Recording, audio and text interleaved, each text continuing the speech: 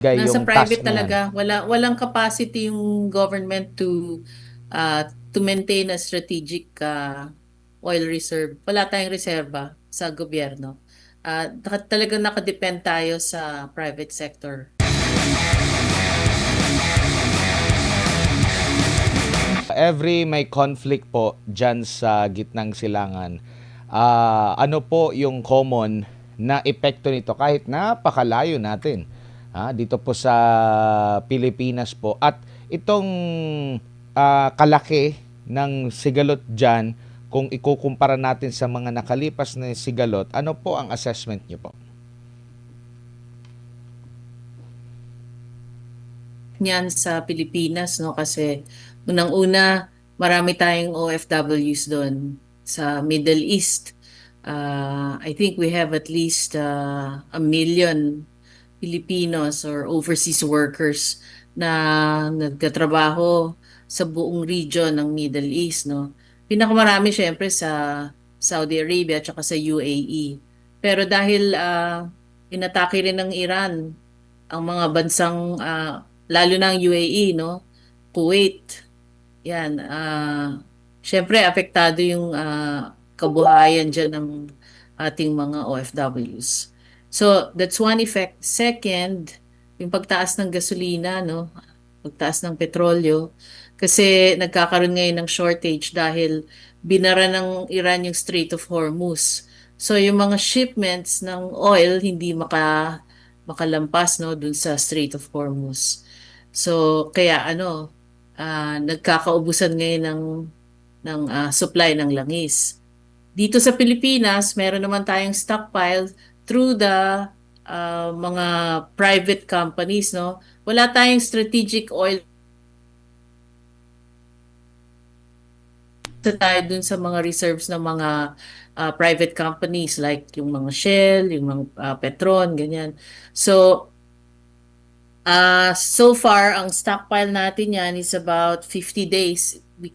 We have around 50 days of supply na titira, no? So, beyond 50 days, mauubusan tayo kung hindi tayo makakasource sa Middle East. Ngayon, dalawang klasing langis ang ini-import natin eh. Yung crude oil at saka yung refined oil na, no? Ito na yung mga gasolina. So, ang problema dyan, although, yung pinakamalaking supplier natin ng refined fuel is South Korea. Pero ang South Korea, yung crude nila nanggagaling din sa Middle East. Kaya talagang, napakalaking bagay sa supply chain yung nangyayaring gera ngayon dyan sa Middle East. Kasi nga, barado yung daanan ng mga barko na pagdadala ng no, ng mga krudo sa mga bansa. Tapos ngayon, so since may scarcity, syempre tataas presyo ng gasolina. And sa atin, sa inflation basket, no, ang gas and other fuels kasama na yung housing, water, electricity accounts for 22% of the inflation basket. So medyo malaki yung effect niyan sa inflation. Tapos may trickle down effect yan kasi syempre yung transport mo which accounts for 12.8% of the inflation basket, ah ano, syempre gumagamit rin ng langis yan or ng fuel. Okay? Tapos syempre yung mga manufacturers ganun din gumagamit din ng crudo yon. So, napakalaking bagay niyan sa ating ekonomiya kasi paakyat ang inflation niyan. Pag tumaas ang gasolina, tataas ang inflation. Ngayon, dahil tayo ay net importer, okay, so ikalawang effect ng inflation, no? Dahil nga sa pagtaas ng gasolina. So, first is the OFWs, third is the inflation. Ikatlo, ano nga ba yun? Yung, ah, teka lang, nawala sa isip ko yung dapat sabihin ko eh. Ah, yung isa pang effect niya, okay. Kasi net importer tayo, no? So lalaki yung import cost natin ngayon. So manghihina lalo yung piso. Okay. So pag naghina yung piso, may trickle down effect din yan sa inflation. So konektado lahat yun eh. So malamang pataas talaga ang inflation. So currently nasa 2% tayo. So pag hindi na ayos yung yung gera sa Middle East, dalawang effect niya sa ekonomiya, yung gas prices at saka yung peso. So ngayon actually yung peso bumalik na sa 59 plus, 'di ba? To the dollar. So nandun na siya sa nandun na siya sa gilid ng 60. So pag pag tumaas pa yung import cost natin, manghihina lalo yung piso kasi tataas yung demand for US dollars para bumili nitong mga imported items na to. And we are 100% import dependent pagdating sa langis. Opo. Opo. Ma'am Cora, nabanggit, unahin ko lang muna itong sinabi niyo po na posibleng sumipa rin yung ating piso kontra dolyar. 'Di ba yung utang din po natin lalo na panglabas is dolyar siya.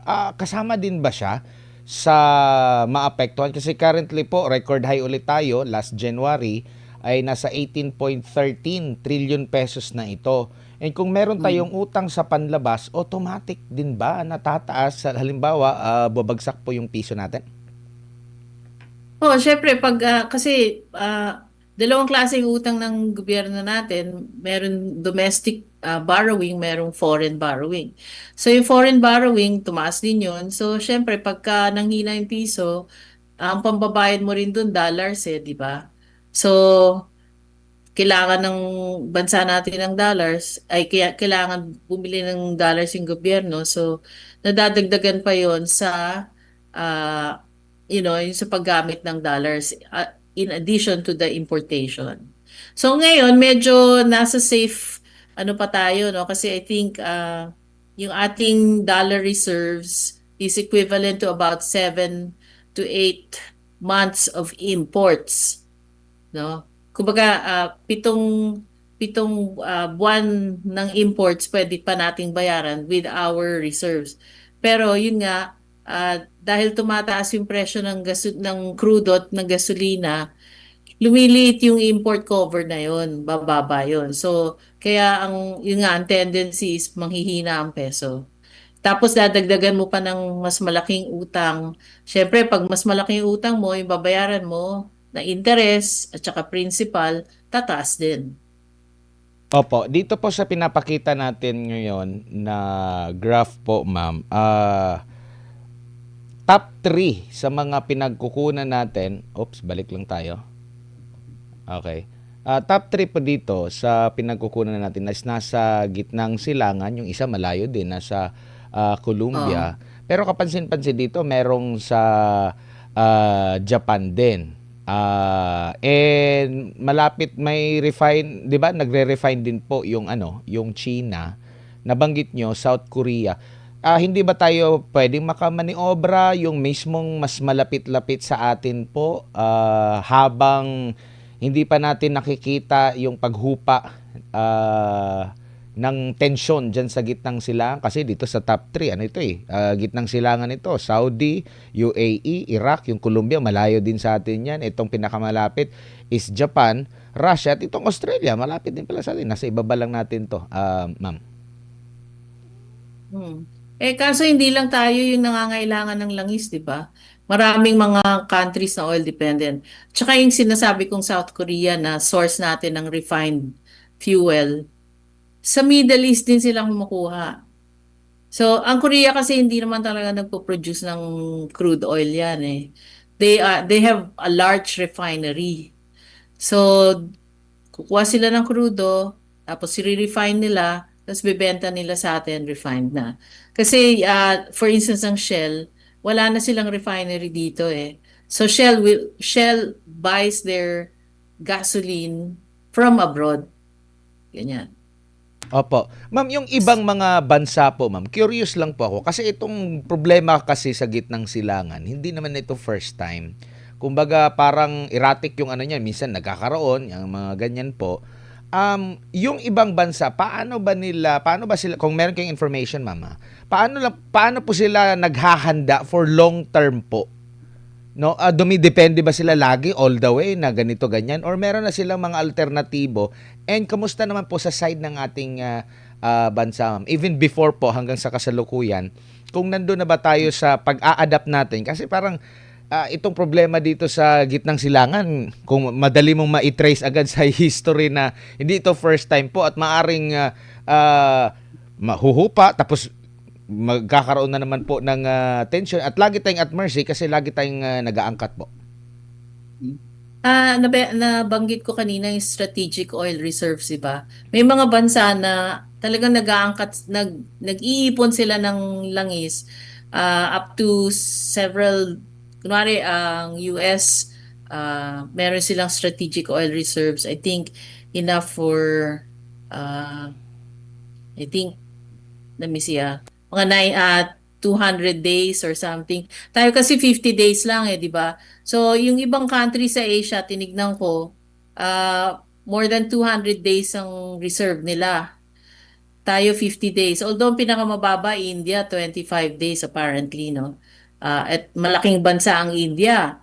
So, ang effect niyan, ang India, syempre maka-crowd out tayo. Yung uunahan muna nila tayo kasi malaking bansa sila. So, ang priority kasi usually yung mga malalaking bansa. Tayo maliit eh. So, normally, medyo nahuhuli tayo sa pila pagdating sa bilihan sa international market. Wala tayong bargaining leverage, in other words. Mm. Kaya sana, in the future, magkaroon ng strategic oil reserve policy ang Philippines para we can stockpile or we can store crude oil. Although, of course, that's going to cost the government additional funds kasi hindi nga murang langis, no? Tapos mag-iipon tayo. So, pero I think from a long-term perspective, it might help na magkaroon tayo ng gano'n na strategic oil reserve. Opo, naalala ko rin ma'am na yan din nga talaga no, yung suggestion din kahit na sa ano sa mga oil industry player po, mga kumpanya ng langis kasi hindi rin po nila kinakaya din na gumastos ng malaki lalo na doon sa mga imbakan po natin.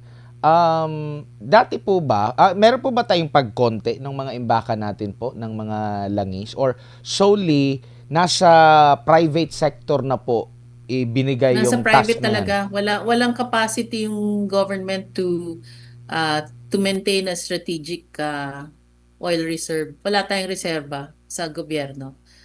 Talagang nakadepend tayo sa private sector. Opo. Dito naman po sa ano, balita po na maging ang China rin bilang isa sa mga oil refiner, nagsuspindi rin po ng pag-export na nila. Siguro tinitingnan din nila yung kanilang sariling sitwasyon kaysa doon sa kumbaga mag-export pa sila, inuuna mo na siguro yung kanilang bansa. And for sure, hindi lang naman, marami mga bansa din na umaasa din sila, bumibili sa kanila. Pati ganito ma'am, aabot ba tayo sa punto na magiging pahirapan na sa atin? Nabanggit mo kanina na maliit lang tayo na bansa. Umaabot ba tayo o aabot ba tayo doon sa punto na baka ineglect lang nila tayo, lalo na kung una, pangit yung ating relationship din sa kanila. Hindi rin tayo nakabuild ng bagong relationship sa ibang posibleng pagkukunan. Lagi tayong, kumbaga, huli sa pila kasi nabanggit mo nga, mali tayo na bansa tapos hindi naman kalakihan din talaga yung kinukuha po natin. Yang mga ganyang mga senaryo, ma'am.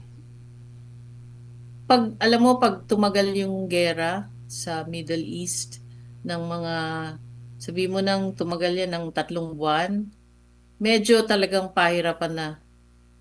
Hanggat barado yung Strait of Hormuz, mahihirapan talaga ang buong mundo, hindi lang tayo, ang buong mundo na makakuha ng sufficient oil supply. Kaya pag nagkaganon, talagang tataas lalo ang presyo ng crudo at ng gasolina. So, Mm. meron naman ibang sources, no? Russia, US, ah yun nga, yung Venezuela ngayon, pero malayo pa ang Venezuela para makapag-produce ng maraming crudo kasi nag-uumpisa pa lang sila doon mag-invest eh. Kasi kakatapos rin lang nung crisis nila doon sa Venezuela, no? Although apparently they have the largest oil reserve.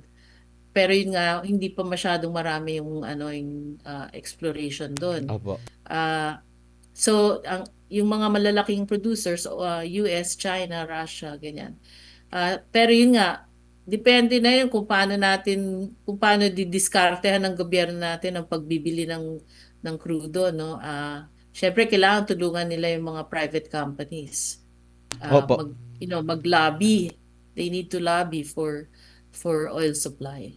Kasi naalala ko, ma'am, during pandemic, tayo, dependent tayo sa bigas natin, imported, at mahilig din talaga mga Pilipino sa kanin, no? Muntik na, hindi ko lang, muntik na, may plano yung, di ba, yung India na mag-stop muna ng pag-export nila, pati yung Vietnam, kung saan tayo nagkukuha. Halos umabot tayo sa ganun, dahil nga dito sa pandemya. Ito yung, ano ma'am, kumbaga parang ito yung disadvantage pag ang isang bansa umaasa lagi sa pag-aangkat, Ma'am Cora. Oo. Yeah, ang ano nga dito, actually meron tayong mga potential oil reserves nasa ilalim ng lupa. Pero hindi pa na, alam mo, hindi pa na-explore. So kulang kasi ang investment sa oil production dito. Yung Malampaya, dati meron tayong Malampaya pero naubos na yata yung supply doon eh, na-deplete na yung reserves doon. So kailangan ulit magkaroon ng exploration. Pero somehow walang nag-iinvest dito, no? So medyo magtataka ka kasi ang alam ko, marami tayong oil reserves dito sa Pilipinas.